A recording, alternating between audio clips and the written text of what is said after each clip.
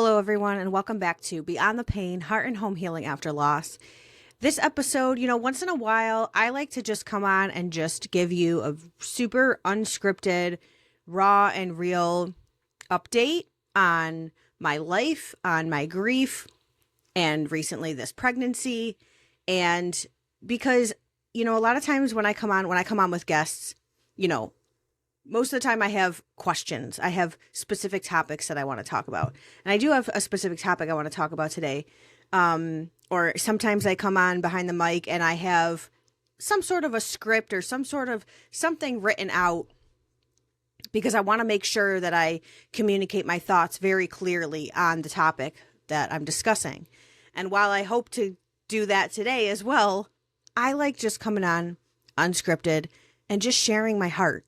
Because that's how you really get to know people, conversations with them, unscripted conversations. If you, messaged me on Instagram or you texted me or something and you were like, hey, want to grab coffee? And I was like, sure. And I showed up with like a script of what I was going to say. You'd be like, that's weird.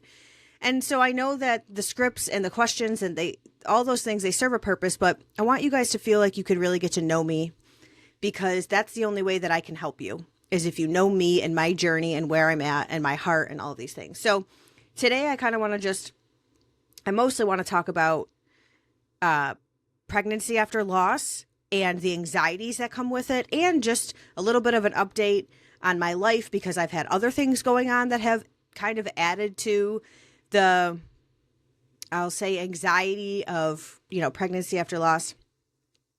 And so what I want to start by talking is, I recently put a post out on my Instagram and it was just a little video of me in the doctor's office. Well, you didn't even see my face, but it's just me in the doctor's office. And what I wrote was after, you're pregnant again after you had a full-term stillbirth and the doctor walks in and says, any questions or concerns? And in the caption, I'm like, yep. And so the reason I put that out there is because I had a doctor's appointment recently and so at the time of this episode, I'm 25 weeks today, actually. I just realized that. So I'm 25 weeks at the time that this episode is coming out. And so when I went to the doctor's office, I was nearing 25 weeks. It was a few days ago. And I was bringing my concerns. The concerns that I had were I'm starting to get to the point where I am feeling movement of the baby. And that brings on some anxious feelings for me because when I had a stillbirth, the last time I was pregnant with my daughter, the main issue was her slowing of movements. And it was hard to determine. And I was a first time mom, so I had no idea what anything was supposed to feel like. And the reason I even went in to get checked was because I was like, I don't know if I feel her moving anymore. And so the idea of feeling the baby move is something that can bring up some anxious feelings and some traumatic flashbacks and all of these things because of my history. And on top of it, this time around, I have an anterior placenta, which means my placenta is in front of the baby, cushioning those movements even more. So when you have an anterior placenta, you have a hard time feeling movements in general anyways, whether or not there's an issue, which is a very ironic part of my story, I guess. So when I went to the doctor's office, I was hoping to have this conversation with the doctor. Now, keep in mind, I'm at a practice. This is pretty standard where there's multiple doctors. And because you don't know for sure who's going to be delivering you, you have to see all of the doctors at that practice throughout the pregnancy just in case. And so I knew I wasn't seeing the doctor that had delivered me last time and that I'm hoping she's making it sound like she's going to do whatever she can to be there for me to deliver me this time, whether it's an induction, a natural birth, C-section, whatever it is, she wants to be the one to deliver me. Of course, she can't completely guarantee it, but she's going to try her hardest. So it's not that doctor that delivered me last time, but it was the doctor that I had just seen. That was the first doctor that walked into the room. It was the first familiar face that I had seen right after I found out that Layla, my late daughter, had died, that they couldn't find a heartbeat. She was the first familiar face. She was the doctor that was on call, or that was on at the hospital, who walked in and was like, I'm so sorry. This was not your fault. She said a lot of kind things, but I guess my point in bringing that up was I thought there would be some sort of like connection between her and I, In my mind, it was like, all right, if I can't have my main doctor, like I guess I'll take her because she was there on the worst day of our lives, whatever. And so my frustration, the point of my post was the frustration with that day and that doctor's appointment is you go in there with all of these fears and anxieties and questions, even if it's not anxiousness, you have questions. I've never had a successful pregnancy before. And I just really want one really bad. And so for all the lost moms listening out there, like you can relate to that. Like you just want to bring a living baby home.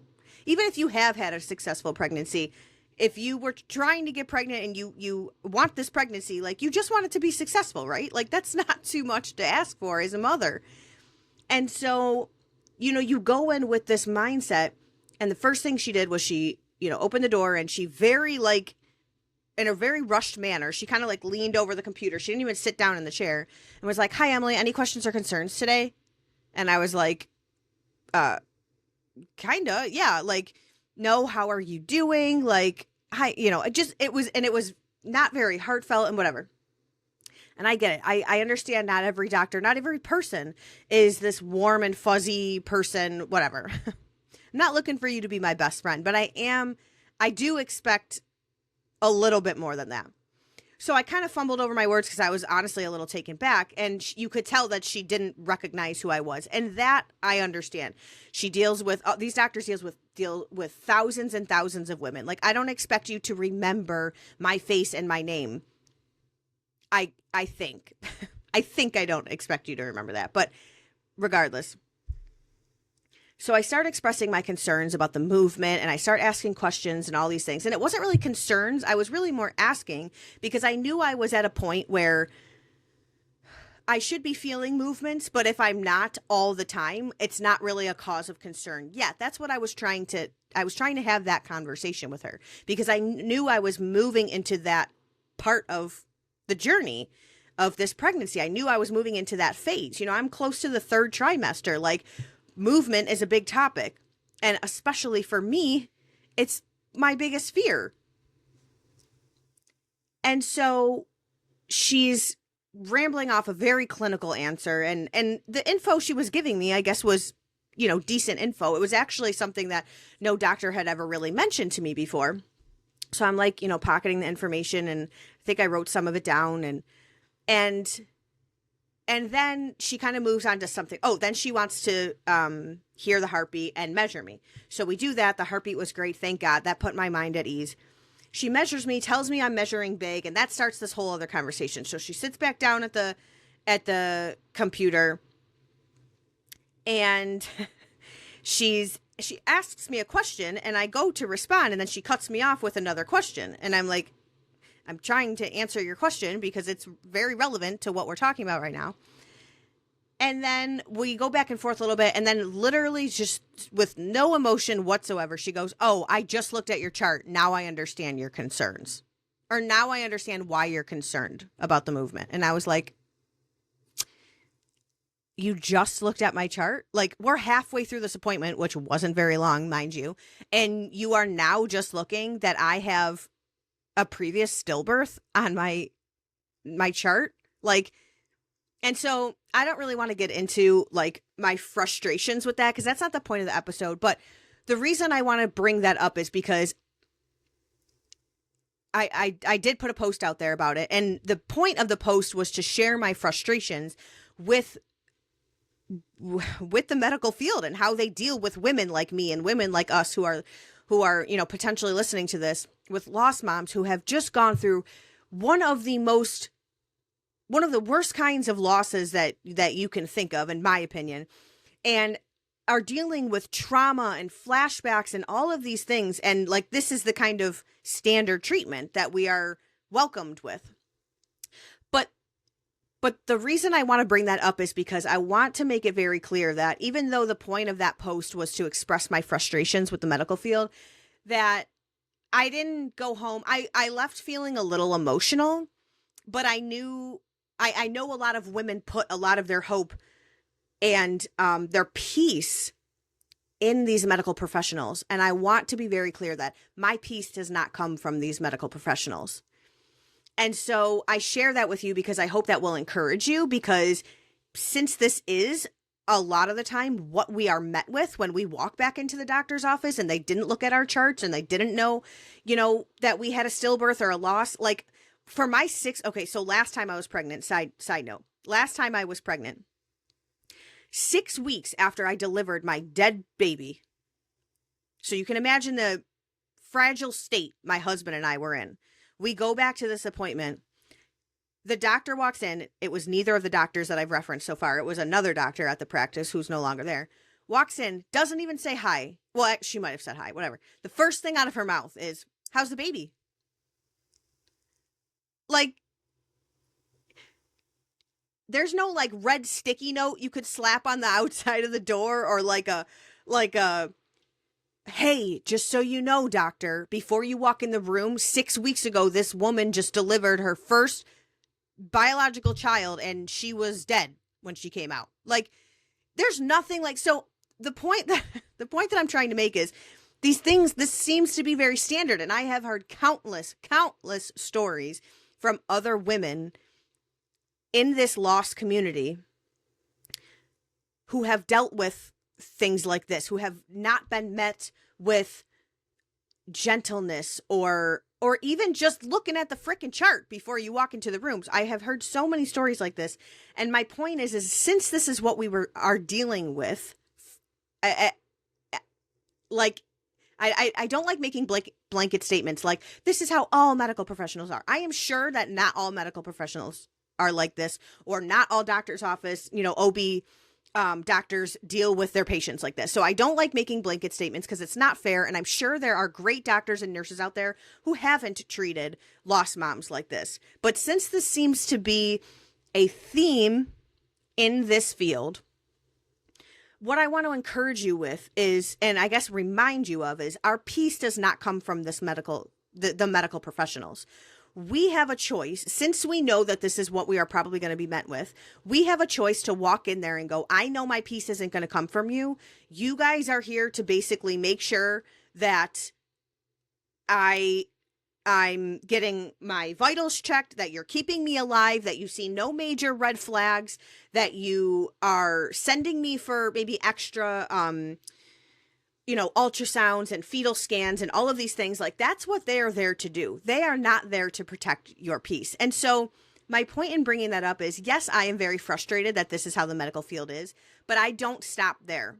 I know I am my own advocate. I know from not even the last time that I gave birth, mainly because of all of my husband's health issues, and now this time around, we are our own advocates. Nobody is going to advocate for our health, and when we're talking pregnancy, our baby's health, as much as we are. And that brings me to my next point, which is there has been almost nothing coming from my doctor's office of like, okay, how do we prevent this from happening again? Other than, of course, they want to send me for more ultrasounds. They want to send me, for more fetal scans, which is their job. Like, okay, we want to monitor you closely now because now you're considered high risk because you had a stillbirth for quote unquote no reason. But what they're not doing is going, what happened? Let's figure out what happened, whether it has to do with your placenta size or, whatever it is. I'm still racking my brain trying to figure out what other tests that can be done or what other things can be done because, I did the genetic testing of my placenta after I gave birth last time, came back totally normal. I've asked a couple doctors at these appointments now, this pregnancy, what other tests can be done? There are no other tests. It's like, first of all, I know that's not true because through my own research and through talking to a lot of other women in this field, there are other tests. You might not do them at this doctor's office, but my point is there's nobody looking at me going, Emily, I never want this to happen again for you or any other woman. So let's figure out what happened. And I guess I want to encourage you and remind you that that's because they're not going to. It is our job to say, I'm going to figure out what happened. And no, we're not doctors. And so it is frustrating because you feel like you should be able to turn to the medical field and go, I don't know what I'm doing. I don't know what I'm looking for. So can you help me? We should be able to do that. But since that's not what we're being offered, we need to be our own advocates and do our own research and all of these things. And so that's why the community that I'm in is so special to me. And that's why this is one of the reasons why I decided to do this podcast and that I talk about my journey on social media and all of these things, because we are each other's advocates. We are each other's, knowledge. When we post, hey, this happened to me, or I'm going through this or whatever, and another lost mom gets on and goes, hey, make sure you get this test, make sure you see this kind of doctor, and all of these things. It's like we are each other's helpers through this, and it's really important. And so I'm very, very thankful for this community. I hate that the community is so large, but I'm very thankful for this community of lost moms, because truly it's a wealth of knowledge that you don't get when you just simply walk into the doctor's office. And so I want to be clear that even though that appointment was frustrating for me, and even though the medical field in general frustrates me with things like this, I don't stop there. I don't rely on them for my peace, and you shouldn't either. And so, kind of moving on from that, like I said, I'm at 25 weeks. And so I'm in the later portion of my second trimester. And I think one of the hardest parts this time around, especially because my first pregnancy ended in a stillbirth, meaning I don't have any successful living children that are biologically mine. And the only reason I say that over and over again is if this is the first episode you're listening to, I have 3 children at home. They're just not biologically mine. I did not give birth to them. So I do have children in the house that I'm raising. I am a mom. And I'm a mom because of this pregnancy and my previous daughter who was stillborn. But I say that because I got children in the house. It's just they're not biologically mine. So the first time I was pregnant, that is the one that ended in a stillbirth for me. And I remember thinking very clearly early on in that pregnancy, my first pregnancy, once I passed like the 12-week stage, I remember having thoughts like, oh, okay, like I didn't have a miscarriage. Like, great. I made it through that first, 12 weeks or whatever it is. 'Cause a lot of people wait till they're like 12 weeks pregnant to like announce that they're pregnant in case they have a miscarriage, which me personally, like I didn't decide even this pregnancy around, like I didn't wait. I'm like, this pregnancy is just as special to me now as it would be at 12, 16, 36 weeks. Like I'm announcing it because I'm excited about it. And even if I did lose the baby, like it would not be any less significant of a loss to me. And if you choose to wait, there's no judgment there. That's just my opinion. That's just my outlook on it. But I remember thinking like, I made it past that point and I was so happy. And then I made it past the first trimester and I was like, oh my gosh, like, I'm, what could go wrong now? I don't know if I ever had that thought exactly, but I remember having that mindset. Like I didn't realize the miracle that babies are and how so many things have to go right in order to have a successful pregnancy. And I even remember in the third, trimester thinking like, what could go wrong, And it wasn't until, a good friend of mine who used to be an L&D nurse was the one who was telling me about slowed movements and that I definitely need to call the doctor. And I remember literally saying to her like, well, why, what could be wrong? And I say this to point out, like, nobody in the medical field gave me any sort of, like, there is no safe zone here. If you have an issue, like, you need to bring it to the table. Nobody said that to me. And my point there is the medical field, and again, I'm kind of jumping back to this, but they don't treat birth like it's this big miracle. And not just birth, like growing a child. So many things have to go right, and there are a lot of things that could go wrong. that when a baby is born successfully, like that is a miracle in and of itself. And so learning to deal with, so now this time around, knowing that like there is no safe zone in pregnancy. There's no, and that's even true in life. Even after the baby is born, like, yes, you had a successful living baby. They're not just all of a sudden in the safe zone. None of us are living in a safe zone just because you hit 1 year old, 5 years old, 10 years old. Like, none of us live in a safe zone. And I think that was what caused me a lot of anxiety after my daughter was born, or stillborn, is because I realized that I had been living a fairly normal, healthy, easy. I mean, if you asked me back then, the old version of myself, I probably wouldn't have said my life was easy. But now I look back and I'm like, yeah, I had it pretty easy. Like, when you live a life like that and then something like this that's traumatic happens, that was what caused me the most anxiety, was realizing like there's no safe zones in life. Like, there is no moment where we are guaranteed anything. And I know that's such a cliche statement. Like, we're not guaranteed tomorrow. It's like, so live like you're dying, or live it like it's your last day. And it's like, those things are true, but until you have faced death or have had death very close to you, or sickness or illness or tragedy, trauma, anything like that very close to you, you don't really know what that means. And you can't really grasp that until you have almost touched it yourself or been so close to it. And now I've done it twice. I lost my daughter, and my husband was very close to the brink of death if we hadn't gotten, his issues taken care of. And so working through this pregnancy, one of the hardest parts, I think, is just knowing like there is no safe zone. I'm actually very grateful that the last pregnancy, when my daughter was stillborn, that I knew ahead of time that she had passed. That is one of the things I am eternally grateful for, because she was waited for so long. We had prayed and tried and had a bunch of people rallied behind us for 6 years. My husband and I wanted a baby. And so after 6 years of wanting this baby, finally getting pregnant, having the most beautiful pregnancy of life, with like no complaints, no issues, no health problems. And then to have gone into labor, like let's say I never went and got checked. Let's say I never knew that there was an issue. So I would have gone into labor naturally or been induced, whatever. And then I go and I have this baby and she's born, not alive, not breathing.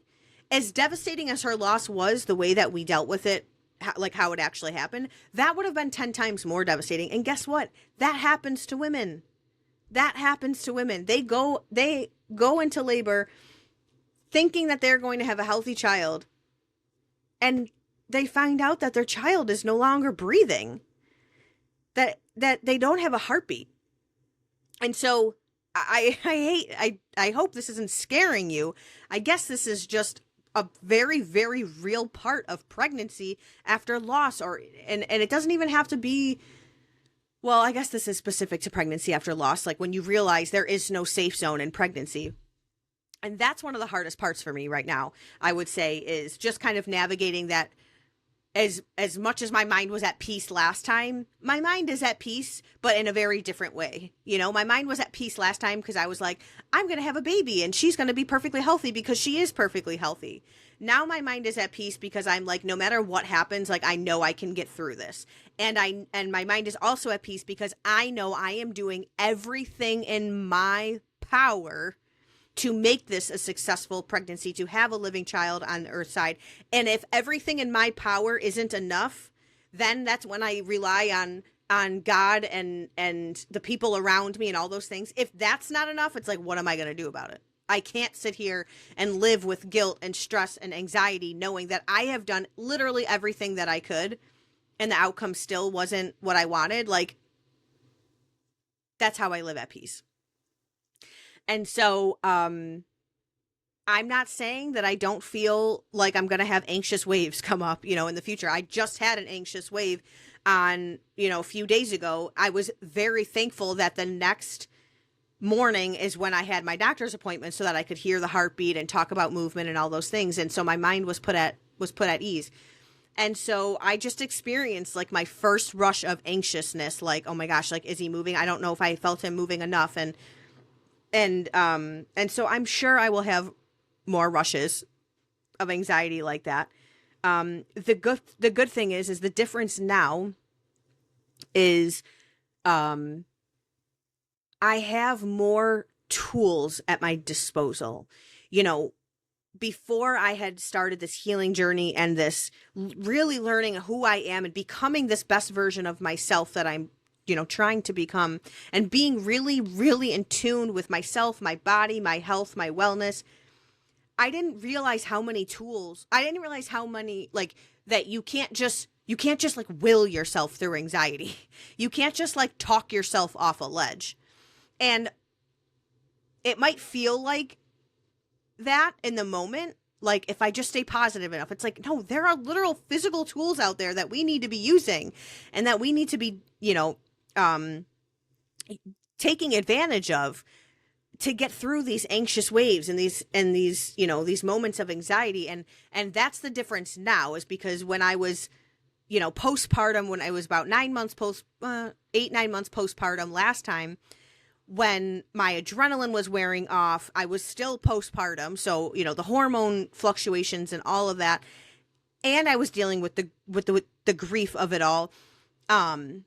And the reality of the loss had started smacking me in the face. I had started grief counseling. So a lot was bubbling to the surface and all of these things. What led me to eventually agree to grief counseling was because I literally, some mornings I was like, I cannot function physically, mentally, emotionally. I can't get out of bed. My husband was losing weight and getting sicker and sicker in front of me. Like, it was bad. It was bad there for a little while. But the difference now is, yes, my husband is a lot healthier. And yes, we aren't dealing with a loss as close to as the loss was last time. But my point is that doesn't stop the anxiety from creeping in. That doesn't stop the bad days or the anxious thoughts from going like, hey, your baby could still die. You know what I mean? Like, these things still creep in. These thoughts still creep in. And that's just the reality of our situation. And so the difference now is I know all the tools at my disposal. And so before I spiral out of control, I go, okay, what can I do for myself practically, physically, mentally, emotionally? What works for me? What has worked for me in the past? What can I do right now to help that? And is it an automatic switch? Not necessarily. Sometimes it can be. Because sometimes it is good to just let it out. Like, yesterday I was feeling a little anxious because my husband has this procedure coming up. And I just was like, I just need to cry about this for a second. Like, I feel like if I keep this in and I suppress this, like, I'm just going to keep getting more and more anxious. So I just let it out. I let it out. And so sometimes that is what we need to do. We need to allow ourselves to feel these feelings, to allow the anxiety to kind of rush, like kind of like a wave come over us. When we ignore anxiety or we get afraid of anxiety, like, that's kind of what makes us start to spiral, is because we get afraid of what we're afraid of. We get afraid of the anxious feelings that we're feeling. It's like, you learning how to look them in the face and say, like, I acknowledge you. I acknowledge my anxiety. I acknowledge the thing that I'm fearful of right now. Sometimes is the best thing that we can do.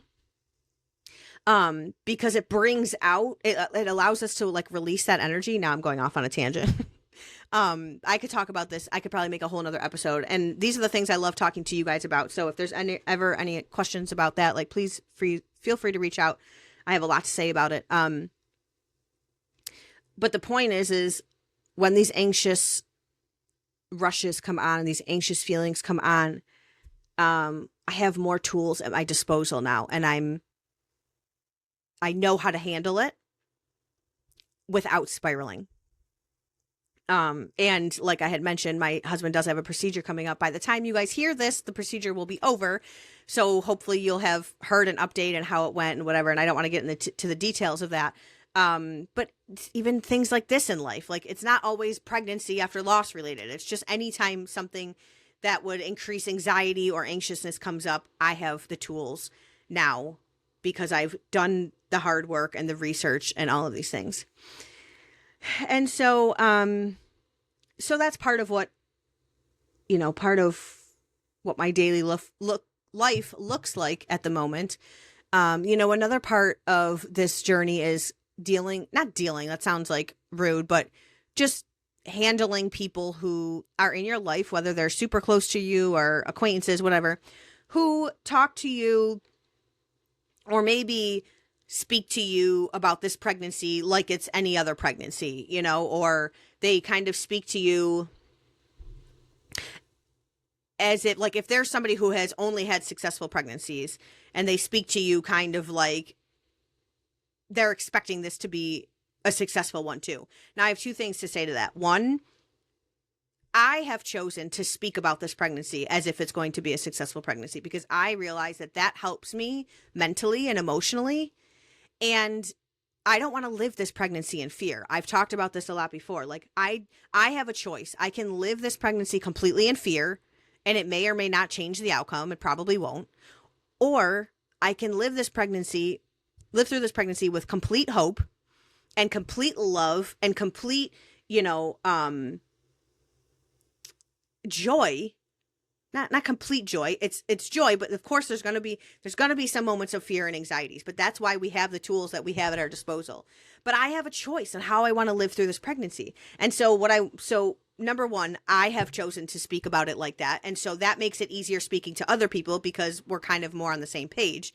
But if it's not as easy for you to speak about this pregnancy after you've already experienced a loss, as if everything's going to turn out okay, just remember that it is our job to speak up for ourselves. It is not anybody else's job to know that we are hesitant to speak about this pregnancy, just like it's going to be super healthy and successful. It is not anybody else's job to know what's going on in our head. And so it's very easy to blame other people when they speak to us in a way that, doesn't really align with how our thought patterns are on a daily basis. It's like, it's not really their responsibility. And I've had to do that many, many times. And instead of getting frustrated, because probably at the beginning of this pregnancy or before I've, been through everything that I have been through, I would allow those things to get me very frustrated and be like, what the heck? Like, how do you, not realize? And it's like, it's not their job to realize. It's not. Hopefully you have at least, even if you just have one person in your life that comes at it with a lens that like the same lens that you have or the same perspective that you have, you are blessed. I'm very fortunate. I have a handful of people that I don't have to explain myself. Like, they just understand the lens that I'm seeing things, from, and the perspective that I have. And so I guess that's just another reminder that it's our responsibility to remind people how this feels for us. And if it's hard, or to remove ourselves from situations that are uncomfortable or hard for us to be in, especially if this pregnancy is close to your loss. It's been almost 3 years since our loss now. So by the time I got pregnant, it was like 2.5 years. That was a decent amount of time where I felt I had done enough growing and healing and maturing and learning that I was like, that these things don't bother me as nearly as much as they did when I first, suffered my loss. And so,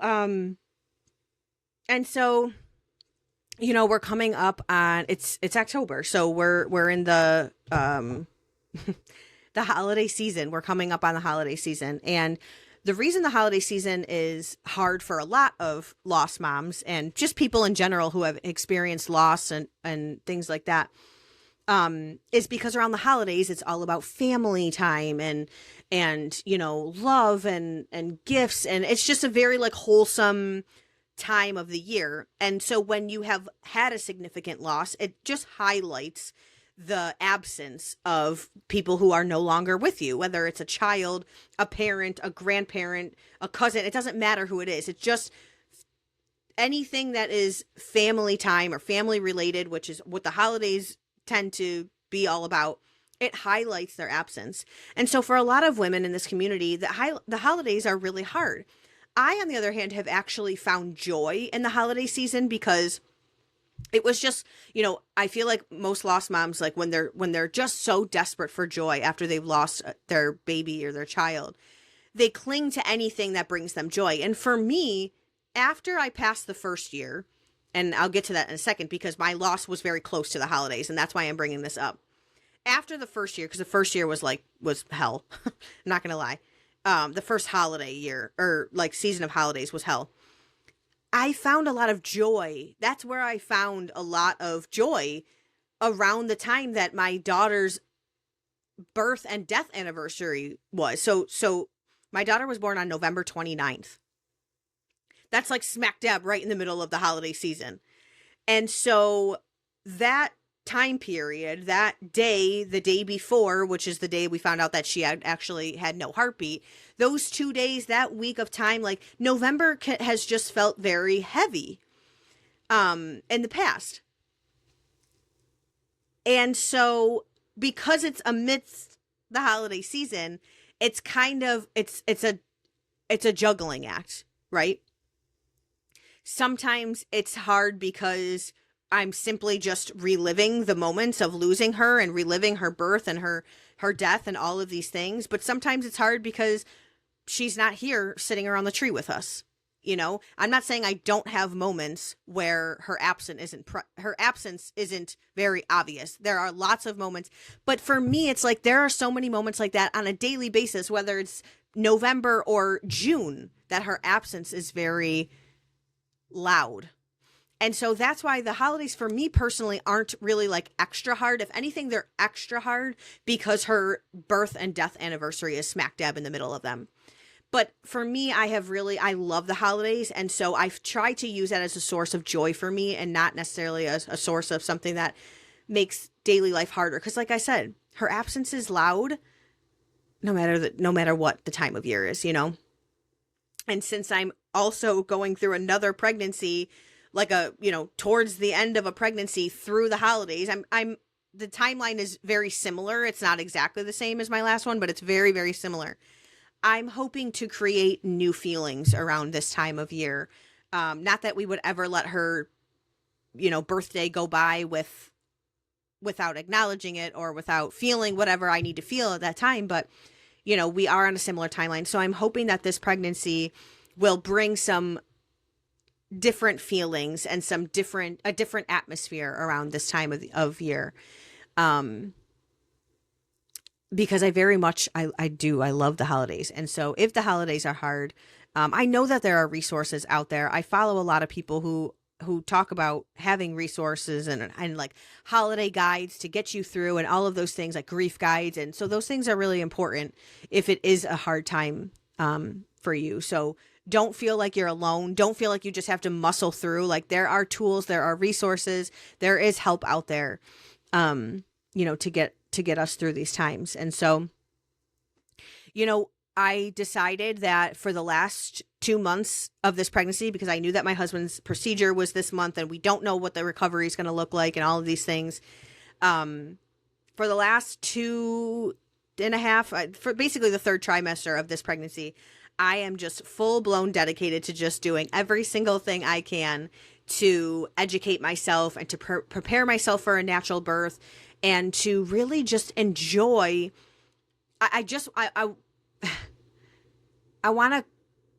so determined because my last end of pregnancy / birth was so traumatic. I mean, it was beautiful in its own way. Like, don't get me wrong. Her actual birth was not traumatic at all. It was finding out that she had died beforehand.